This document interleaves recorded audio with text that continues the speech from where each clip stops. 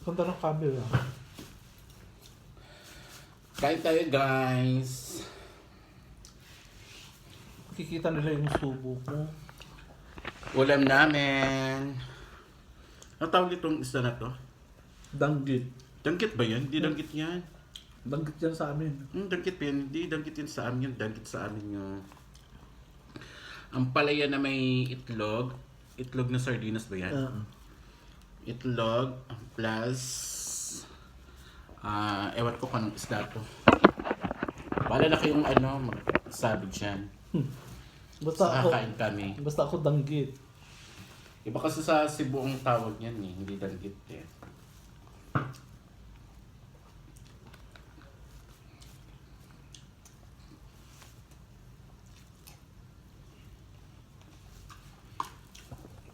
Sarap.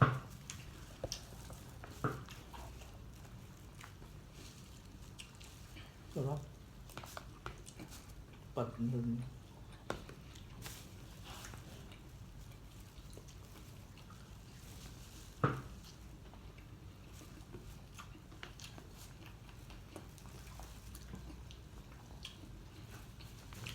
Wala nagla-live sa TikTok namin. Wala nagla-live sa TikTok kahit isa. Sa Sino? grupo namin.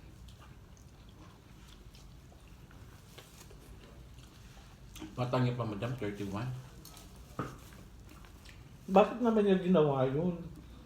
Siguro, Siyempre, mahirap pa ng depression, madam, anxiety. yeah, depression at saka anxiety, mahirap labanan yan. Pero Tapos- dapat may gumaguide sa kanya. Tapos mag-isa ko lang. Mm. Hmm? Mag-isa lang siya. Tapos sa broken family sila. Dapat may umaalalay sa kanya na Yung tipong alam mo yung pag nasa live siya ng grupo, eh, syempre grupo yung live video call niya. Alam mo yung ang saya-saya niya. Saya-saya yung jamming siya, kalog. Yung hindi mo makikita sa mata niya.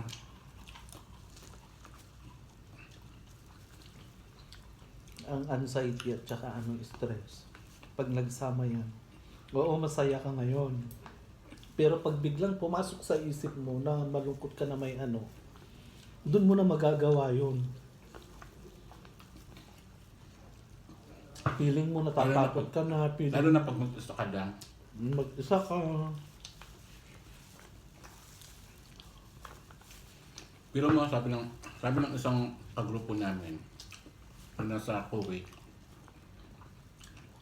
sabi ni Mami, sabi ko, ano nangyari? Bakit ginawa niyo yun? Sabi niya, stress, anxiety, depression, Depression. Yung tatlo na yun. Sabi ko, bakit parang ang saya-saya naman sa mga live? Sabi niya, Mami, may problema yun. Pilit niya pinapasaya yung sarili One niya. time, sabi sa akin, one time na nag-message lang, wala siyang pera, wala siyang makain. Sabi ko, ha? Nasa ganyan bansa na siya. Yung tao pa palang naghihirap ng ganyan. Nasa na. Ang laki ng sahod dun, bakit may problema pa siya sa pera? Kahit nasa Australia ka na, sabi niya. Sabi ko, nasa yung sahod niya? Sabi niya, kulang pa, Mami. Hindi ko ganun.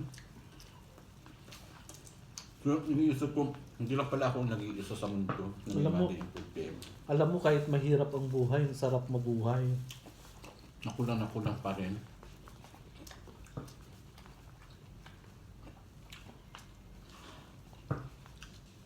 Sabi ko, ako minsan, pumapasok mo sa isip ko yan. Bakit na kaya ganyan? Ano naman, tapos, pero alam niyo, pero sabi ko, alam mo, lagi ako lumalapit sa Diyos. Wow. Lagi ko pinagsa sa Diyos yung mga sinasabi ko. Sabi ko, gagawin ko minsan nga, nasasaktan ako, magaskasan lang yung balat ko. Sakit na ako. What more pa kaya kung tatalon ako tapos mababasag yung ulo ko? Parang hindi ko kaya ma-imagine na magagawa ko yun sa sarili ko. Ang mahirap dyan, oo nga, tatalon ka nga. Nagkapilay-pilay ka, tapos hindi ka naman Yun din ang namatay. naisip ko. Hindi ka namatay. Paano na yan kung tumalon ako tapos Hindi ka namatay. hindi man ako namatay, napilayan lang ako. Baldado ka lang, baldado. Nakumatos lang ako, baldado ako. Mm. Eh, yun lang sa isip ko. So, ang dami mong dinamay. So parang pinahirapan ko pa yung pamilya. Nahihirapan mo talaga. Hindi lang pamilya mo, sarili mo. Yung isip ko, sabi ko, hintay ko na lang yung binigay ng Panginoon sa akin na kandila. Kung ang kandila ko sa langit, malakas pa ang sindi. Ang pera hindi pinoproblema yan. Kasama na yan sa buhay natin ang pera. Normal na yan na problema ang pera. Hindi mo talaga maano yung tao, no?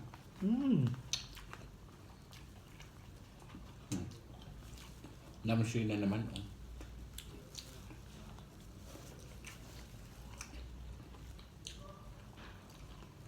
Jim, aminin natin, madam. Aminin natin sa sarili natin. Yung sweldo natin sa sweldo niya. Anong kinikita niya sa... Anong kinikita niya sa kinikita natin? Eh tayo nga, minsan hirap natin makapag-tips ng 20 sa isang araw.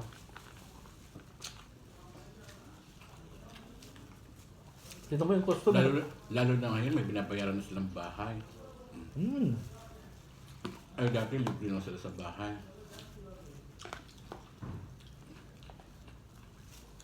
Kita mo.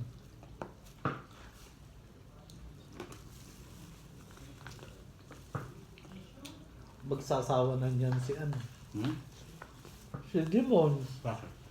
Di ba ang sabi mo, pag nagsawa yan, di na niya hihintayin ng mga yan. So, Magsasawa nga. Eh, kung umu-order itong dalawa, mas dapat sa kasi supir, sumasali na rin siya. okay.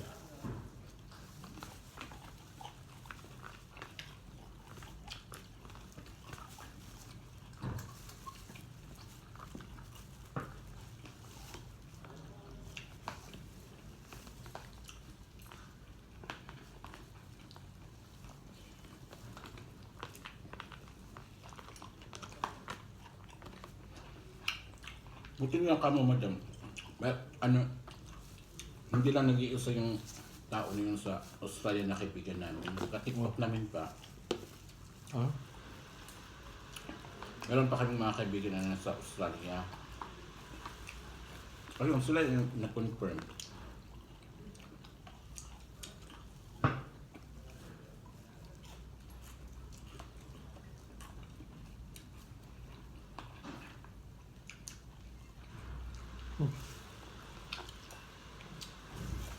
Taga saan sa Pilipinas yun? Hindi ko pa alam.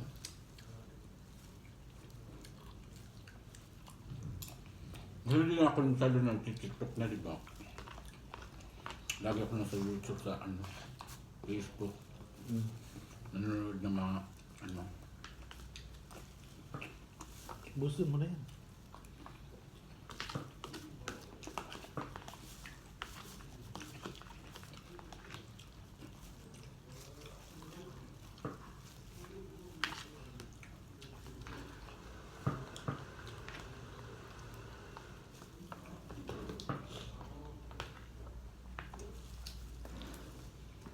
Puto na.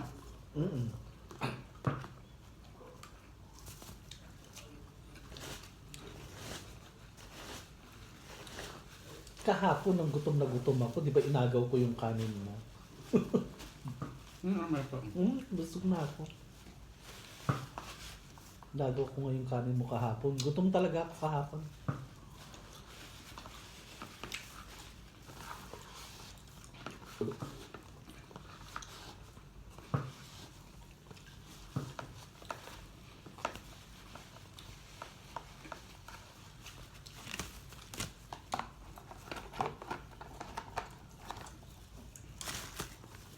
Kanina pa ko yung ihi.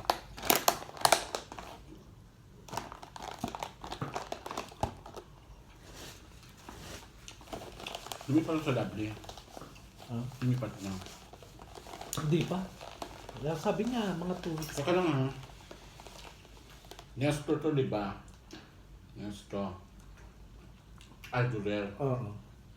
Sabihin ko sa inyo Nestor, dito siya sa tapat. Gitna si di ba? Nesto yan, Nesto ay Nesto Argurer. Nasa mismong gitna siya.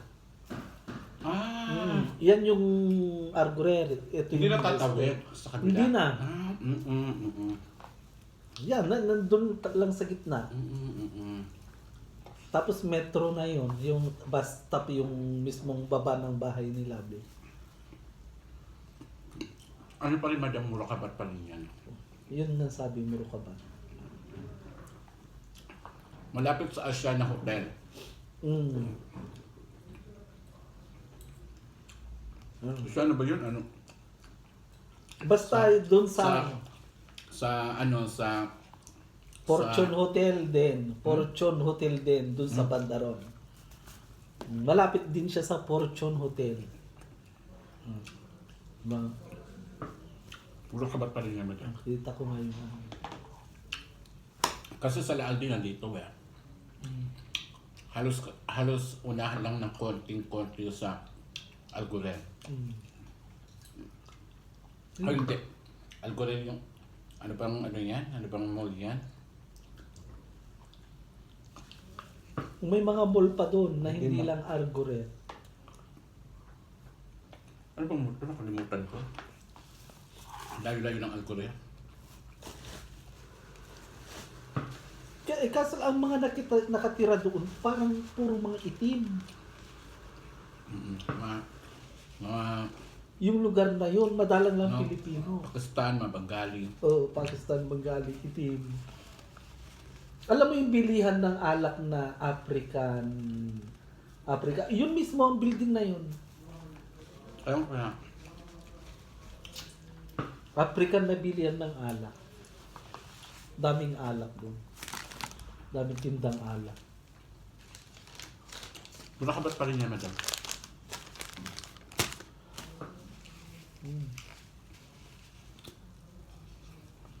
Diba? Malalakad mo lang Philippine market eh. Malapit lang ba?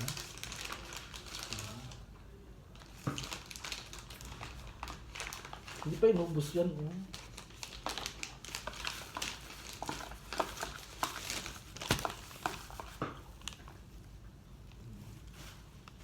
Ayun, pag lumipat na siya doon, araw-araw na siyang magbibiyahe. Ay, hindi pa siya lumilipat. Hindi pa. Pero tapos na yung tapos na yung... Oo, tapos na yung bahay niya. Kaso lang, Meron na siya na mga tenant. yung tenant, hindi ko alam, wala pa. Ang laging nag-i-inquire doon is mga itim. Ayaw naman niya ng itim, takot daw siya sa mga itim. Tsaka tumatakas daw yata ang mga yan sa pagbayaran.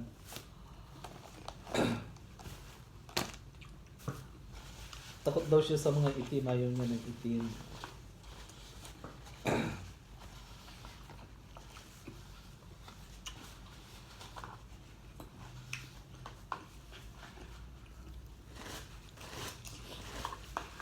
Maganda yung pinagawa niya. Partition niya na loft bed, maganda. Kaso lang, ang problema doon, Ano siya, all ba siya? yata. Kaso lang, ang titira doon yung mapera. Yung malaki ang sahod ang titira doon. Kasi ang isang partition niya yata na maliit, 1.5. Pero malinis. di pa ako sure. Malinis, maganda, malinis. Siyempre, bago pa lang, malinis. Ewan ko magkano yung partition niya. Nasa 1.5 or 1.3 or yun yata. Mga ganun. Pero yung malaki nasa 2,000 yata.